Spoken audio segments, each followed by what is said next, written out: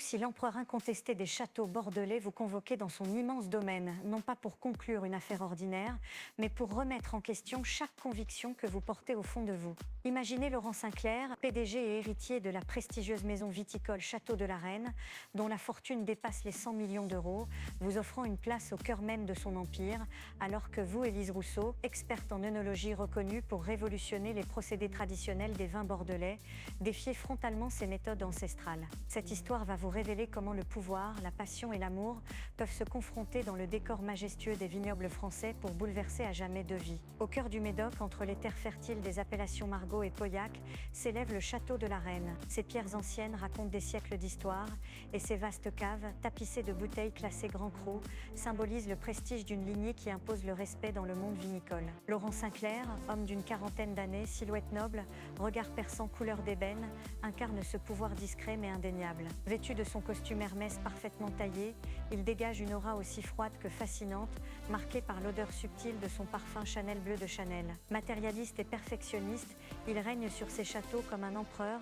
ne tolérant aucune déviation de la tradition qu'il chérit depuis toujours. Élise Rousseau, de son côté, est une femme dont la passion pour le vin dépasse la simple dégustation. Âgée de 32 ans, diplômée de l'Université de Bordeaux en œnologie, elle est devenue une figure incontournable grâce à ses techniques innovantes. C'est elle qui a introduit dans plusieurs domaines l'usage de levures indigènes et la vinification en amphore, bouleversant ainsi le dogme établi depuis des générations. Sa beauté singulière, ses longs cheveux châtain clair, toujours légèrement décoiffés, et ses yeux verts, brillants d'intelligence, font d'elle une présence inoubliable. Mais ce qui attire avant tout Laurent chez elle, c'est cette détermination farouche à défier l'ordre établi, un ordre qu'il incarne pourtant jusqu'au bout des ongles.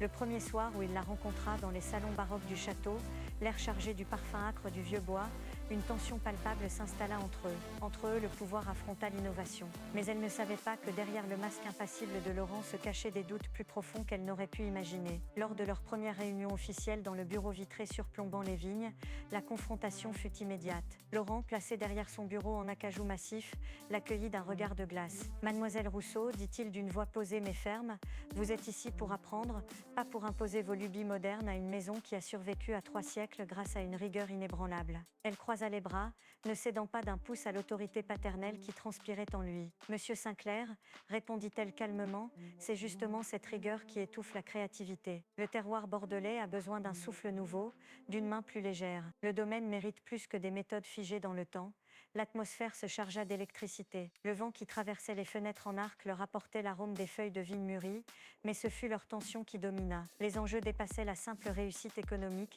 chacun défendait un héritage, une vision du vin, une identité, mais ce que personne ne savait, c'est que Laurent cachait un secret qui pourrait tout faire basculer. Depuis la disparition tragique de son père, il portait le poids de responsabilités dont l'épaisseur alourdissait chaque décision. Et Élise, bien plus qu'une simple consultante, était en train de troubler ses certitudes les plus intimes. L'instant d'après, tout a basculé quand il annonça soudain « Vous serez en charge de superviser notre prochaine vendange, Élise. Mais faites attention ici, chaque erreur se paie cher. Et je vous observerai de près. » Ce défi lancé dans un souffle glacial ne fit qu'attiser leur duel. Les jours suivants, entre les rangs impeccables de Cabernet Sauvignon et de Merlot, leur relation évolua dans une danse délicate. Élise introduisait ses idées progressistes, des fermentations spontanées en jarre d'argile aux pratiques de biodynamie, tandis que Laurent observait, partagé entre amusement et scepticisme. Son costume ajusté s'imprégnait parfois de cette odeur terreuse des vignes, et leur proximité forçait des échanges faits de sous-entendus subtils et de regards prolongés, tandis que le soleil déclinait sur les grappes encore vertes. Ce qu'elle allait découvrir allait tout changer.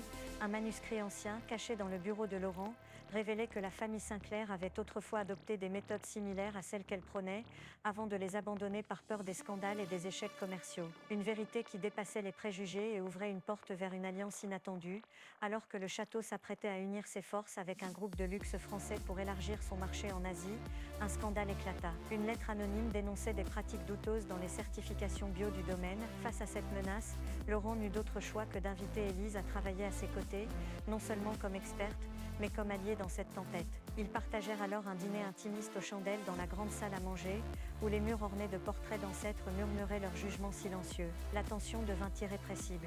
En marchant parmi les rangs de vignes baignées par la lumière douce du crépuscule, leurs mains se frôlèrent, déclenchant un frisson électrique plus puissant que le vent de la nuit. Ce presque baiser suspendu au-dessus des raisins mûrs était une promesse de passion. Mais soudain, un secret éclate au grand jour. La lettre anonyme provenait de l'un des conseillers les plus fidèles de Laurent, espérant faire chuter Élise pour préserver les méthodes traditionnelles, et cette trahison coûta cher, menaçant de déchirer leur fragile complicité. Cependant, ils durent puiser dans leurs forces pour sauver l'honneur de la maison. Lors d'une confrontation enflammée dans la bibliothèque tapissée de volumes anciens, Laurent avoua son combat entre amour et devoir. « J'ai peur, Élise, peur que cet héritage se brise, que ma famille me rejette si je t'ouvre les portes de mon cœur. Mais sans toi, rien ne sera plus pareil. » Dans ce moment de vulnérabilité où les masques tombèrent, la passion éclata, profonde et sincère, mêlée à la fragrance entêtante du vin nouvellement fermenté. Leur union était une révolution, autant dans les vignes que dans leurs âmes. Le choix qu'il va faire va vous surprendre. Laurent décida de sacrifier une partie de son pouvoir pour officialiser leur alliance. Il annonça publiquement l'intégration d'Élise comme directrice de l'innovation, confrontant la noblesse bordelaise à une nouvelle ère où tradition et modernité cohabitaient. Ce geste audacieux fit des vagues, mais changea à jamais le visage du château de la reine. Lors de la grande fête de la vendange, sous un ciel étoilé éclatant au-dessus du château illuminé, Laurent fit sa demande. Sur la terrasse ornée de guirlandes argentées, entourée de bouteilles millésimées et du murmure des invités prestigieux, il s'agenouilla, tenant dans sa main une bague taillée chez Cartier. « Élise, veux-tu être à mes côtés, non seulement pour réinventer un empire, mais pour partager ma vie ?» Elle sourit, le cœur battant au rythme des violons, dit oui entre deux baisers passionnés, scellant leur amour.